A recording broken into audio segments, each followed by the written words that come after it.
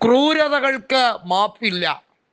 ഇസ്രായേലിൻ്റെ പൈശാചിക നടപടികൾക്ക് ഒരു രീതിയിലും പുറത്തു കൊടുക്കാനോ അതിനെ ന്യായീകരിക്കാൻ ശ്രമിക്കുന്നവരോട് സന്ധി ചെയ്യാനോ താല്പര്യമില്ലാതെ ഇറാനും ഇറാൻ്റെ പ്രോക്സി ഗ്രൂപ്പുകളും കൃത്യമായി അവരാൽ കഴിയുന്ന രീതിയിലുള്ള പ്രതിരോധവുമായി മുന്നോട്ട് പോകുമ്പോൾ യൂറോപ്പിലെ രണ്ട് പ്രധാനപ്പെട്ട രാജ്യങ്ങൾ അവരെടുക്കുന്ന തീരുമാനം ഏറ്റവും കൂടുതൽ ബാധിക്കുന്നത് അമേരിക്കയെയും അതുപോലെ തന്നെ അമേരിക്കൻ ഭരണകൂടത്തിന് എല്ലാ രീതിയിലും അമേരിക്കൻ ഭരണകൂടത്തിൻ്റെ ഒരു പിറ്റ്ബുള്ളായി മാറിക്കഴിഞ്ഞിരിക്കുന്ന ഒരു കാവൽ നായയെ പോലെ മാറിക്കഴിഞ്ഞിരിക്കുന്ന നെതന്യാഹുവിനും തന്നെയാണ്.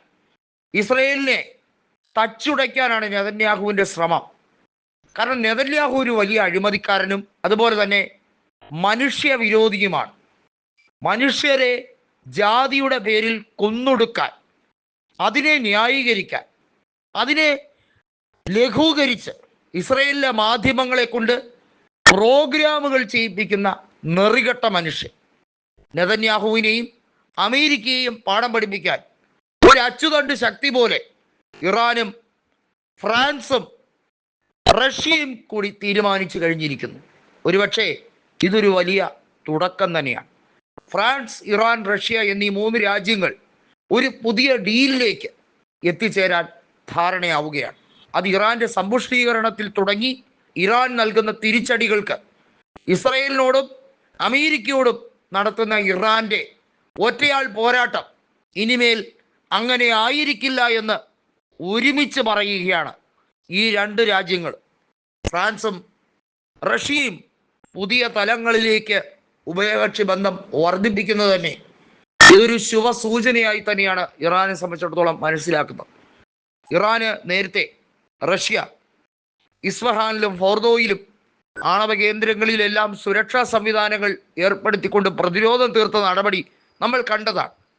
ഫ്രാൻസാണ് ആദ്യമായി ഗാസയെ മുക്തരാക്കണമെന്ന് യൂറോപ്യൻ യൂണിയനിനകത്ത് തുറന്നു പറഞ്ഞ് യൂറോപ്യൻ യൂണിയന്റെ വലിയ തോതിലുള്ള അവരുടെ കള്ളക്കളി പൊളിച്ചെടുക്കാൻ അതിനകത്ത് നിന്നുകൊണ്ട് തന്നെ, അതിൽ ഒരു അംഗമായി നിന്നുകൊണ്ട് തന്നെ ശ്രമിച്ചത്.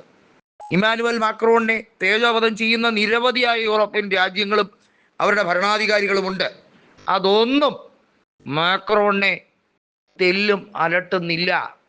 ജോർജിയ മെലോനിയല്ല, ഏത് രാജ്യത്തിലെ ഭരണാധികാരി വന്ന് ചൊറിയാൻ നോക്കിയാലും കൃത്യമായും പറയേണ്ടടുത്ത് മുഖം അടച്ച് തന്നെ കൊടുക്കാൻ ഇമ്മാനുവൽ മാക്രോണിന് കഴിയും. അത് ഡൊണാൾഡ് ട്രംപിനും അറിയാം, അത് കെയർ സ്റ്റാമറിനും അറിയാം. വ്ളാഡിമിർ പുടിൻ കൃത്യമായി മനസ്സിലാക്കുന്നു എന്തുകൊണ്ടാണ് മാക്രോണുമായി കൂടുതൽ സഹകരിക്കേണ്ടത്. മാക്രോൺ ഒരു വലിയ ഭരണാധികാരിയാണ്. മാക്രോണിൻ്റെ വാക്കുകൾക്ക് വിലയുണ്ട്.